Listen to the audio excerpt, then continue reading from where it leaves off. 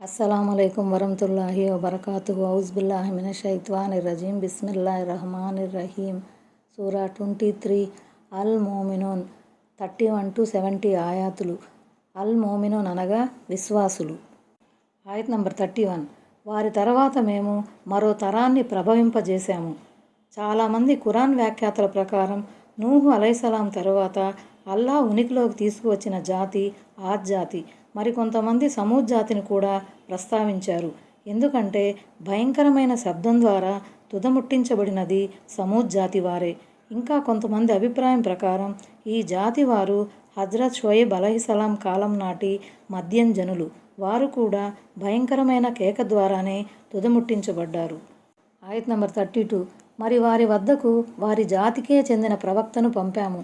అతనిలా పిలుపు ఇచ్చాడు, మీరంతా అల్లాహ్ను ఆరాధించండి, ఆయన తప్ప మీకు మరో ఆరాధ్యుడు లేడు, మీరెందుకు భయపడరు? ఆ ప్రవక్తను మేము వేరొక చోటు నుంచి పంపలేదు, స్వయంగా వారిలో నుంచే ప్రభవింపజేశాము. ఆ ప్రవక్త చిన్ననాటి నుంచి వారి మధ్య పెరిగినవాడే, వారు అతన్ని బాగా ఎరుగుదురు. అతని వంశ పరంపర గురించి, జననం గురించి, నడవడిక గురించి వారికి క్షుణ్ణంగా తెలుసు. అంతకు మునుపు వచ్చిన ప్రవక్తలు తమ జనులకు అందజేసిన ఏక దైవారాధన సందేశాన్నే ఆ ప్రవక్త కూడా అందజేశాడు. ఆయత్ నంబర్ 33. సత్యాన్ని తిరస్కరించిన, పరలోకంలో కలవటాన్ని ధిక్కరించిన, ప్రాపంచిక జీవితంలో మేము భోగభాగ్యాలను ఇచ్చిన అతని జాతి నాయకులు ఇలా అన్నారు, ఇతను కూడా మీలాంటి సామాన్య మానవుడే, మీరు తినేదే ఇతను తింటున్నాడు, మీరు త్రాగేదే ఇతను త్రాగుతున్నాడు. వారు దైవ ప్రవక్తను ధిక్కరించటానికి, పరిహాసమాడటానికి ప్రధాన కారణాలు రెండు. 1. అంతిమ దినంపై వారికి విశ్వాసం లేకపోవటం. 2. ప్రాపంచిక సిరి సంపదల మూలంగా కలిగిన అహంకారం. ఈనాడు కూడా పరిస్థితి ఇంచుమించు ఇంతే. ఆస్తిపాస్తులను, అధికారాన్ని చూసుకొని చాలామంది దైవ భక్తులను వేళాకోళం చేస్తుంటారు. దైవ మార్గం వైపుకు పిలిచే వారిని చిన్నచూపు చూస్తుంటారు. అన్ని కాలాల్లోనూ, అన్ని జాతుల్లోనూ ఆయా జాతుల సర్దారులు, అయ్యవార్లే దైవ ప్రవక్తలను ధిక్కరించడంలో ముందంజ వేశారు. ఈ కారణంగా జాతి జనులలో అత్యధికులు విశ్వాస భాగ్యానికి దూరంగా ఉండిపోయేవారు. ఎందుకంటే సమాజంపై ఈ పెత్తందార్ల ప్రభావం అధికంగా ఉండేది. సామాన్య ప్రజానీకం ఈ బడాబాబుల వెనకాలే నడిచేది. మనలాగే తినేవాడు, త్రాగేవాడు దైవ ప్రవక్త ఎలా కాగలుగుతాడు, ఇతనిలో ప్రత్యేకతలేమీ లేవు కదా అని చెప్పి వారు విశ్వసించేందుకు నిరాకరించారు. ఈనాటికి మనలో కొందరు మహానుభావులున్నారు. దైవ ప్రవక్త కూడా అందరిలాంటి మానవుడే అంటే వారు ససేమీరా అంటారు. ఆయత్ నంబర్ 34. మీరు గనుక మీలాంటి ఒక మానవ మాతృని అనుసరించారంటే తప్పక నష్టపోతారు. మీలాంటి ఒక సామాన్య మనిషిని మీరు దైవ ప్రవక్తగా ఒప్పుకొని మీ చేజేతులా అతనికి పెద్దరికాన్ని, వైశిష్ట్యాన్ని కల్పించకండి. అలా చేశారంటే మీకు ఇబ్బందులు ఎదురవుతాయి అని ఆ జాతి నాయకులు ప్రజలను తప్పుదోవ పట్టించారు. దైవ ప్రవక్తను మానవ మాతృనిగా ఒప్పుకోని వర్తమాన ప్రబుద్ధులు కూడా ఇలాంటి సంశయాలలోనే ఊగిసలాడుతున్నారు. వాస్తవం ఏమిటంటే దేవుడు మనుష్య జాతిలో నుంచే తన ప్రవక్తని ఎన్నుకుంటాడు. దైవ సందేశం, వహీ అందటం వల్ల ఆ ప్రవక్త సామాన్య మానవుల కన్నా విశిష్టమైన వ్యక్తిగా, ఉన్నతునిగా పరిగణించబడతాడు. అంత మాత్రాన అతను మానవాతీతుడైపోడు. ఆయత్ నంబర్ 35. ఏమిటి, మీరు చచ్చి మట్టిగా, ఎముకలుగా మారిపోయిన తర్వాత కూడా మీరు మళ్ళీ లేపబడతారని ఇతను వాగ్దానం చేస్తున్నాడా? ఆయత్ నంబర్ 36. అసంభవం. మీకు చేయబడే ఈ వాగ్దానం అసంభవం. హైహాత అంటే బహుదూరం అని అర్థం. విషయాన్ని నొక్కి చెప్పటం కోసం ఈ పదం వరుసగా 2 సార్లు ఉపయోగించబడింది. ఆయత్ నంబర్ 38. జీవితం అంటే అసలు ప్రాపంచిక జీవితమే. మనం ఇక్కడే చస్తూ బతుకుతూ ఉంటాం. మళ్ళీ మనం సజీవులుగా లేపబడటం అనేది ఉండదు. ఆయత్ నంబర్ 38. ఇతను మనిషే, అయినా కూడా ఇతను అల్లాహ్కు అబద్ధాలు అంటగడుతున్నాడు, మేమితన్ని నమ్మేది లేదు. మరణించిన తర్వాత మళ్ళీ బ్రతికించబడటం అనేది బూటకం. ఈ వ్యక్తి ఉత్తుత్తి మాటలను సృష్టించి వాటిని అల్లాహ్కు ఆపాదిస్తున్నాడు. ఆయత్ నంబర్ 39. ప్రభు, వీళ్ళ ధిక్కార వైఖరికి ప్రతిగా నాకు సహాయపడు అని దైవ ప్రవక్త ప్రార్థించాడు. తుదకు నూహు మాదిరిగానే ఈ ప్రవక్త కూడా సహాయం కొరకు దైవ సన్నిధిలో దీనంగా వేడుకున్నాడు. ఆయత్ నంబర్ 40. అప్పుడు వీళ్ళు తమ స్వయం కృతపై సిగ్గుతో కుమిలిపోయే సమయం దగ్గరలోనే ఉందని సమాధానం లభించింది. అంటే మా శిక్ష దూరంలో లేదు, త్వరలో అది వారిపై వచ్చి పడుతుంది. వాళ్ళు ఆ సమయంలో పశ్చాత్తాపం చెందుతారు. కానీ శిక్షను చవిచూసిన తర్వాత చెందే పశ్చాత్తాపం ఎలాంటి లాభాన్ని చేకూర్చదు. ఆయత్ నంబర్ 41. ఎట్టకేలకు న్యాయం వాంఛించేదాని ప్రకారం ఒక పెద్ద అరుపు అమాంతం వారిని కబళించింది. అంతే, మేము వారిని చెత్తా చెదారంలో చేసేశాము. దుర్మార్గులు దూరమవుగాక. ఈ కేక లేక అరుపు హజ్రత్ జిబ్రాయిల్ అలైహిస్సలాందని ఒక అభిప్రాయం ఉంది. అది ప్రకృతి ప్రకోపమని మరో అభిప్రాయం. ఏమైనా ఆ కేకకు పెనుగాలి కూడా తోడైంది. రెండూ కలిసి ఆ జాతి వారిని ఎత్తిపడేశాయి. వారి పరిస్థితి చెత్తా చెదారంలా అయిపోయింది. గుసాన్ అంటే అసలు వరద నీటిలో కొట్టుకు వచ్చిన చెత్తని అర్థం. అందులో వృక్షాల కుళ్ళిన ఆకులు, మండలు, రెమ్మలు ఉంటాయి. గడ్డి పరకలు ఉంటాయి. నీటి తాకిడి తగ్గిపోగానే అవి కూడా ఒక చోట పేరుకొని ఎండి పనికిరాని చెత్త కుప్పలా పడి ఉంటాయి. మా సందేశాన్ని నిర్లక్ష్యం చేసిన ఈ గర్విష్ఠుల పరిస్థితి కూడా అలాగే తయారైంది. ఆయత్ నంబర్ 42. మేము వారి తరువాత మరెన్నో తరాలను ప్రభవింపజేశాము. అంటే హజరత్ సాలేహ, హజరత్ లూత్, హజరత్ షుఐబ్ అలైహిముస్సలాంల జాతులన్నమాట. ఆరాఫ్, హూద్ సూరాలలో కూడా ఈ క్రమంలోనే ఈ సంఘటనలు వివరించబడ్డాయి. మరికొంతమంది బనీ ఇజ్రాయెల్ అని భావించారు. కురూన్ ఈ పదం కర్నున్కు బహువచనం. సమాజం, ఉమ్మత్ అన్న అర్థంలో ఈ పదం ఇక్కడ ఉపయోగించబడింది. ఆయత్ నంబర్ 43. వాటిలో ఏ సమాజం కూడా నిర్ధారిత గడువుకు ముందు పోవటం కానీ వెనుక ఉండిపోవటం కానీ జరగలేదు. ఈ సమాజాల వారు కూడా నూహ్ ఆద్జాతి వారి లాగానే శిక్షించే సమయం ఆసన్నం కాగానే సర్వనాశనం చేయబడ్డాయి. ఒక్క క్షణం అటు ఇటు కాలేదు. ఈ గడువు పూర్తయినప్పుడు ఒక్క గడియ కాలం కూడా ముందు వెనుక కావటం జరగదు. సూర యూనుస్ 49. ఆయత్ నంబర్ 44. తరువాత మేము మా ప్రవక్తలను ఎడతెగకుండా పంపాము. ఎప్పుడు ఏ జాతి వద్దకు వారి ప్రవక్త వచ్చినా ఆ జాతి అతనిని ధిక్కరిస్తూనే వచ్చింది. అందువల్ల మేము ఒకరి తర్వాత ఒకరిని తుదముట్టించి వారిని జరిగిన కథలుగా చేసేశాము. విశ్వసించని జాతులు దూరం అవుదురుగాక. తత్రా అంటే నిరాఘాటంగా, నిరంతరాయంగా, ఎడతెగకుండా, ఒకరి తర్వాత ఒకరు చొప్పున అన్న అర్థాలు వస్తాయి. మేము ఎంతమంది ప్రవక్తలను పంపినా ఆ జాతుల వారు దారికి రాలేదు. ఒక జాతి తర్వాత మరో జాతి వారు తమ ప్రవక్తలను వరుసగా ధిక్కరిస్తూ పోయారు. అందువల్ల మేము కూడా ఆ ధిక్కారులను వరుసగా శిక్షిస్తూ పోయాము. వినేవారికి ఆ జాతుల గాథ ఆసక్తికరమైనదిగా చేశాము. ఎందుకంటే ఒక్కో జాతి ముగింపు ఒక్కో విధంగా జరిగింది. వారికి అలాంటి దుర్గతి పడుతుందని ఎవరూ ఊహించి ఉండరు. ఆయత్ నంబర్ 45. ఆ తర్వాత మేము మూసాకు, అతని సోదరుడు హారూనుకు మా సూచనలను స్పష్టమైన ప్రమాణాన్ని ఇచ్చి పంపాము. సూచనలు అంటే దేవుడు మూసాకు ప్రసాదించిన 9 సూచనలు. ఆరాఫ్ సూరాలో అవి వివరించబడ్డాయి. స్పష్టమైన ప్రమాణం అంటే ఫిరౌన్ దర్బారులో మూసా దేవుని ఏకత్వానికి, శక్తికి సంబంధించి చేసిన వాదన మరియు ప్రదర్శించిన మహిమలు. కానీ ఫిరౌన్ నుంచి కానీ అతని అధికారుల నుంచి కానీ దానికి సమాధానం లభించలేదు. ఆయత్ నంబర్ 46. ఫిరౌన్ వద్దకు, అతని సర్దారుల వద్దకు కాని వారు అహంకారం ప్రదర్శించారు. అసలే వారు తలబిరుసు మనుషులు. ఫిరౌన్లు మొదట్నుంచి జాత్యహంకారంతో విర్రవీగుతున్న మనుషులే. దానికి మూల కారణం వారికి మరణానంతర జీవితంపై నమ్మకం లేకపోవటం. ఇహలోకంలో లభించిన అధికారం, సైనిక బలంతో వారు మరింత గర్విష్ఠులైపోయారు. ఆయత్ నంబర్ 47. ఏమిటి, మనలాంటి ఇద్దరు మానవ మాత్రులు మనం విశ్వసించాలా? చూడబోతే వీళ్ల జాతి వారు స్వయంగా మనకు బానిసలుగా ఉన్నారని వారన్నారు. వారి ధిక్కరణకు ప్రధాన కారణం ఇక్కడ కూడా వారు మానవ మాత్రులు కావటమే. పైగా ఒక బానిస జాతికి చెందిన ఇద్దరు పురుషులు నేరుగా చక్రవర్తికు దగ్గరకు వచ్చేసి బోధపరచడం కూడా వారికి నచ్చలేదు. ఇది వారి గర్వాహంకారానికి, జాత్యహంకారానికి ఒక మచ్చు తునక. ఆయత్ నంబర్ 48. ఆ విధంగా వారిద్దరినీ ధిక్కరించి వాళ్ళు కూడా నాశనమయ్యే వారిలో చేరిపోయారు. ఆయత్ నంబర్ 49. ప్రజలు సన్మార్గం పొందటానికి మేము మూసాకు గ్రంథం ప్రసాదించాము. ఫిరౌన్ జనులను సముద్రంలో ముంచివేసిన తరువాతే దైవ ప్రవక్త మూసాకు తౌరాతు గ్రంథం వసగబడిందని ఇమాం ఇబ్న్ కసీర్ తెలిపారు. తౌరాతు గ్రంథం అవతరించిన మీదట అల్లాహ్ ఏ జాతిని కూడా ఇలాంటి పెద్ద ఆపదకు గురి చేయలేదు. కాకపోతే అవిశ్వాసులతో ధర్మయుద్ధం, జిహాద్ చేయమని విశ్వాసులకు ఉపదేశించడం జరిగింది. ఆయత్ నంబర్ 50.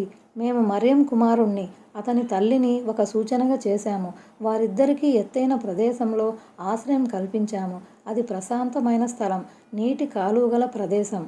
ఎందుకంటే మరియం కుమారుడైన ఈసా, యేసుక్రీస్తు అలైహిస్సలాం తండ్రి లేకుండానే జన్మించారు. ఇది ప్రభువు తరపున లోకానికి ఒక సూచన.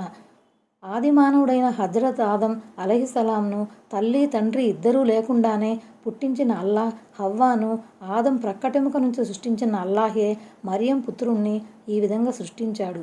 ఇవన్నీ అల్లా సూచనలే. ఆయన తలుచుకుంటే ఏదీ అసాధ్యం కాదు. ఎత్తైన ప్రదేశం. రబ్వా అంటే బైతుల్ మక్దిస్ క్షేత్రం అని భావం.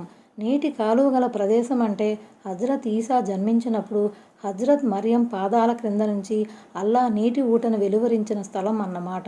ఇంతకుముందు మరియం సూరాలో ఈ వివరాలు వచ్చాయి. ఆయత్ నంబర్ 51. ఓ ప్రవక్తలారా, పరిశుద్ధ వస్తువులు తినండి, సదాచరణ చేయండి. మీరు చేసేదంతా నాకు తెలుసు.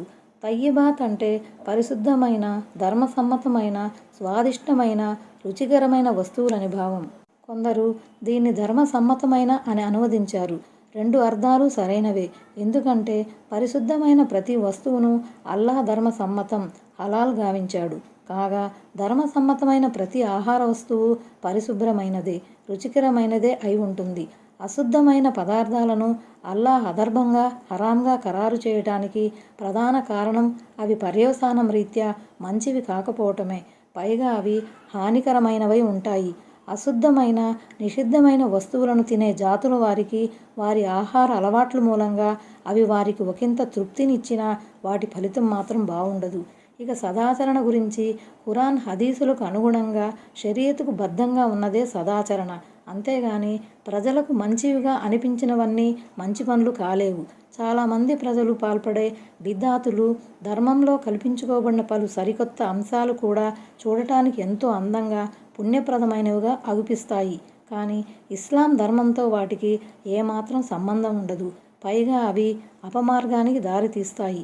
ధర్మంలో కొత్త బాణీని మొదలెట్టిన వారికి ఆ పనులు ఎంతో ఇంపుగా ఉంటాయి.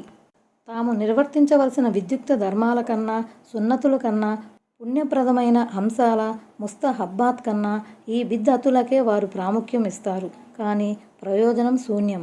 పరిశుద్ధమైన ఆహార పదార్థాలతో పాటు సదాచరణను ప్రస్తావించడం గమనించదగిన విషయం. పరిశుద్ధమైన, ధర్మసమ్మతమైన వస్తువులకు సదాచరణ, అమల సాలెహకు అవినాభావ సంబంధం ఉంది. ఇవి ఒకదానికొకటి సహాయకారి వంటివి. హలాల్ సంపాదనను తినేవాడికి సదాచరణ సులభమవుతుంది. మరోవైపు సదాచరణ మనిషిని హలాల్ సంపాదన కోసం పురికొల్పుతూ ఉంటుంది. ధర్మబద్ధంగా లభించిన దాంతోనే తృప్తి చెందే మంచి ప్రేరణ కూడా ఇస్తుంది. అందుకే అల్లా తన ప్రవక్తలందరినీ ఈ రెండు విషయాలను ఖచ్చితంగా పాటించవలసిందిగా ఆదేశించాడు. అందుకే దైవ ప్రవక్తలు కూడా స్వయంగా చెమటోడ్చి సంపాదించిన దానిలో జీవన అవసరాలు తీర్చుకునేవారు. దైవ ప్రవక్త హజరత్ దావూద్ అలైహిస్సలాం గురించి ఈ విధంగా అనబడింది: కాన యాకులు మిన్ కస్బి యదిహి. ఆయన తన చేతులతో సంపాదించిన దానిని భుజించేవారు. మహనీయ ముహమ్మద్ సల్లల్లాహు అలైహి వసల్లం వారు ఇలా ప్రవచించారు: ప్రతి ప్రవక్త గొర్రెల కాపరిగా పనిచేశారు. నేను సైతం మక్కావాసుల గొర్రెల్ని కొద్దిపాటి కూలిపై మేపాను. కానీ ఈనాటి బూర్జువాలు, బ్లాక్మెయిలర్లు, స్మగ్లర్లు, వడ్డీ వ్యాపారులు, అవినీతిపరులు కష్టపడి చెమటోటి సంపాదించి తినేవారిని అల్పులుగా, బడుగు జీవులుగా, అమాయకులుగా చిత్రీకరిస్తున్నారు. మరి చూడబోతే షరియతు దృష్టిలో ఆదరణీయులు ఈ కష్టజీవులే, హలాల్ సంపాదనను తినేవారే. ఒక ఇస్లామీయ సమాజంలో అధర్మ సంపాదకులకు ఎలాంటి విలువ, ఆదరణ లేదు. వారు ఖారూన్ ఖజానాలకు యజమానులైనా సరే. అయితే పగలల్లా శ్రమించి ధర్మసమ్మతంగా సంపాదించిన కొద్దిపాటి వేతనంతో కడుపు నింపుకునేవారే ఇస్లాం దృష్టిలో, అల్లా దృష్టిలో ఎంతో గౌరవనీయులు. మహాప్రవక్త ముహమ్మద్ సల్లల్లాహు అలైహి వసల్లం వారు కూడా ఈ విషయాన్ని గురించి చాలా గట్టిగా తాకీదు చేశారు. అధర్మ సంపాదనను ఆర్జించేవాని దాన ధర్మాలను గాని, ప్రార్థనను గాని అల్లాహ్ ఆమోదించడు అని ఆయన సల్లల్లాహు అలైహి వసల్లం వక్కాణించారు. ఆయత్ నంబర్ 52. నిశ్చయంగా మీ ఈ ధర్మం ఒకే ధర్మం. నేనే మీ అందరి ప్రభువును. కాబట్టి మీరు నాకు భయపడండి. ఇక్కడ ఉమ్మతున్ అంటే ధర్మం, దీన్ అని అర్థం. ఒకే ధర్మం అంటే దైవ ప్రవక్తలంతా ఒకే దేవుని ఆరాధన వైపుకు పిలిపించారని భావం.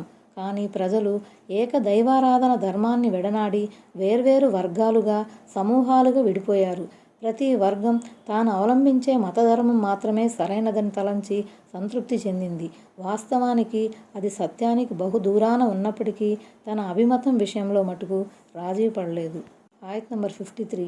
అయితే వారంతట వారే విభేదించుకొని తమ ధర్మాన్ని ముక్క చెక్కలుగా చేసుకున్నారు. ప్రతి మతవర్గం తన వద్దనున్న దాంతోనే సంబరపడిపోసాగింది. ఆయత్ నంబర్ 54. కనుక నువ్వు కూడా వాళ్లను వాళ్ళ ఏమరుపాటులో కొంతకాలం మునిగి ఉండేలా విడిచిపెట్టు. అపమార్గపు అంధకారం కూడా ఎంతో భయంకరమైనది. ఈ గాఢాంధకారంలో చిక్కుకున్న మనిషి దృష్టికి సత్యం కానరాదు. ఈ ఆయతులో గమ్రతిన్ అనే పదం వచ్చింది. అధిక పరిమాణంలో ఉండి నేలను కప్పి ఉండే నీరు అని దాని అసలర్థం. అయితే ఇక్కడ దానికి భ్రాంతి, ఏమరపాటు, అపమార్గం అన్న అర్థాలు వస్తాయి. ఆయత్ నంబర్ 55. సంతానం మరియు సంపదల ద్వారా మేము వారికి ప్రసాదిస్తున్న సమృద్ధిని చూసి వారేమనుకుంటున్నారు? ఆయత్ నంబర్ 56. తమకు మేళ్లు చేయటంలో మేము వేగిరపడుతున్నామని వారు తలపోస్తున్నారా? లేదు లేదు, వారసలు యథార్థాన్ని గ్రహించటం లేదు. ఆయత్ నంబర్ 57. నిశ్చయంగా ఎవరు తమ ప్రభువు పట్ల భీతితో భయపడుతున్నారో. ఆయత్ నంబర్ 58. మరెవరు తమ ప్రభువు ఆయతులను విశ్వసిస్తున్నారో. ఆయత్ నంబర్ 59. ఎవరు తమ ప్రభువుకు సహవర్తులను కల్పించకుండా ఉంటారో. ఆయత్ నంబర్ 60. ఇంకా దైవ మార్గంలో ఇవ్వవలసిన దాన్ని ఇస్తూ కూడా తమ ప్రభువు వద్దకు మరలిపోవలసి ఉందనే భావనతో ఎవరి హృదయాలు వణుకుతూ ఉంటాయో వారు అల్లాహ్ మార్గంలో ఖర్చు చేస్తారు. అయినా సరే అల్లాహ్కు భయపడుతూ ఉంటారు. తమ దాన ధర్మాలలో, సత్కార్యాలలో ఎక్కడ ఏ లోపం ఏర్పడిందో దాని మూలంగా అల్లాహ్ తమను ఎక్కడ నిలదీసి అడుగుతాడోనన్న భావనే అందుకు కారణం. హదీసులో ఈ విధంగా ఉంది: భయపడుతూ ఉండేది ఎవరు? త్రాగుబోతులా, వ్యభిచారులా, దొంగలా అని హజరత్ ఆయిషా రజియల్లాహు అన్హా సందేహపడగా, కాదు, నమాజు చేసేవారు, ఉపవాసాలు పాటించేవారు, దాన ధర్మాలు చేసేవారు అల్లాహ్కు భయపడుతూ ఉంటారు. తమ వల్ల జరిగిన ఏ తప్పిదం మూలంగా తమ సత్కార్యాలు స్వీకారయోగ్యం కాకుండా పోతాయోనన్న భయం వారిని పీడిస్తూ ఉంటుందని దైవ ప్రవక్త సల్లల్లాహు అలైహి వసల్లం వివరించారు. ఆయత్ నంబర్ 61. వారే త్వరగా మంచి పనులు చేసుకుంటూ పోతున్నవారు, వాటి కోసం వారు పోటీ పడతారు. ఆయత్ నంబర్ 62. మేము ఏ ప్రాణిపైన దాని శక్తికి మించిన భారం వేయము. మా వద్ద సత్యం పలికే గ్రంథం ఉంది. వారికి ఎలాంటి అన్యాయం జరగదు. అల్-బకరా సూరా చివరిలో కూడా ఇలాంటి ఆయతు 286 ఉంది. ఆయత్ నంబర్ 63. పైగా వారి హృదయాలే దీని విషయంలో అశ్రద్ధకు గురై ఉన్నాయి. ఇవి కాకుండా వారు చేసే మరెన్నో చెడు చేష్టలు కూడా ఉన్నాయి. అంటే షిర్కుతో పాటు వారు పాల్పడిన ఇతర పెద్ద పెద్ద పాపకార్యాలు కూడా చాలా ఉన్నాయి. అవన్నీ విశ్వాసుల గుణగణాలకు విరుద్ధమైనవి. ఆయత్ నంబర్ 64. ఆఖరికి మేము వారిలోని భోగ లాలసులను శిక్షగా పట్టుకున్నప్పుడు వారు ఆర్తనాదాలు చేయసాగారు. దైవాగ్రహం విరుచుకుపడినప్పుడు కలవారిని, లేనివారిని అందరినీ అది కబళిస్తుంది. అయితే శ్రీమంతుల గురించి ప్రత్యేకంగా నొక్కి చెప్పటంలోని ఉద్దేశం ఏమిటంటే, జాతిజనుల నాయకత్వ పగ్గాలు సాధారణంగా వారి చేతుల్లోనే ఉంటాయి. వారు కోరిన దిశలో జాతి ప్రజలను తీసుకుపోయేవారు. వారు గనక దేవుని అవిధేయతపై మొండికేస్తే జాతి ప్రజలు కూడా ఈ వైఖరిపై పాతుకుపోయేవారు. వారికి తమ స్వయం కృతాలపై సిగ్గుపడి పశ్చాత్తాపం చెందే ఆలోచన ఉండదు. పూర్వం దేవుడు అనేక జాతులకు చెందిన ధనవంతులకు అవకాశం ఇచ్చాడు. వారి సిరి సంతానాదులలో పాడి పంటల్లో వృద్ధిని వసగాడు. ఏదో ఒకరోజు వారు దారికి వస్తారని ఆశించడం జరిగింది. కానీ వారి పెడసరి పోకడలు మారలేదు. అందువల్ల దైవ సంప్రదాయం అమలుపరచవలసిన ఆవశ్యకత ఏర్పడింది.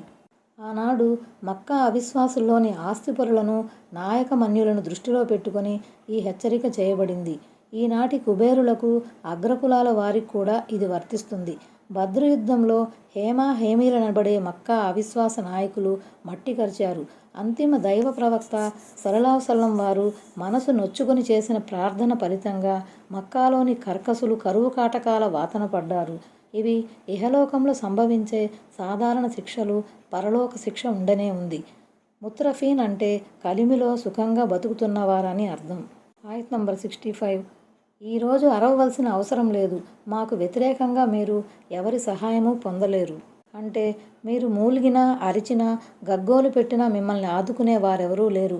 అలాగే పరలోక శిక్ష నుంచి కూడా వారిని కాపాడేవాడెవడూ ఉండడు. ఆయత్ నంబర్ 66. ఒకప్పుడు నా ఆయతులు మీకు చదివి వినిపించబడేవి, అయినా మీరు కాలి మడమలపైన వెనుదిరిగిపోయేవారు కదా. అంటే ఖురాన్ చదివి వినిపించబడేది, లేక అల్లాహ్ ఆదేశాలు వారి ముందు వినిపించబడేవి. దైవ ప్రవక్త ప్రవచనాలు కూడా ఇందులోకి వస్తాయి. విముఖతతో, విరక్తితో వారు ఆ విధంగా ప్రవర్తించేవారు.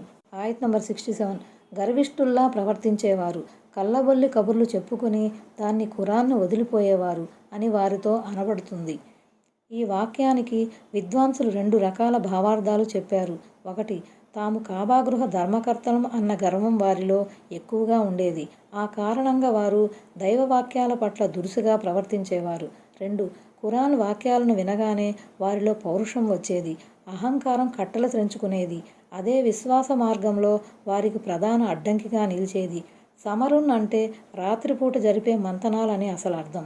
అయితే పూర్వరంగం ప్రకారం మక్కా అవిశ్వాసులు రాత్రిపూట సమావేశమై దివ్య ఖురాన్ గురించి, మహాప్రవక్త ముహమ్మద్ సల్లల్లాహు అలైహి వసల్లం గురించి చెప్పుకునే మాటలని భావం. ఈ మాటల్లో వ్యతిరేకత, వేళాకోళం, వ్యంగ్యం అన్నీ కలగలిసి ఉండేవి. ఒక్కోసారి అర్థం పర్థం లేకుండా నోటికొచ్చినట్లు ప్రేలేవారు, కట్టుకథలు అల్లేవారు.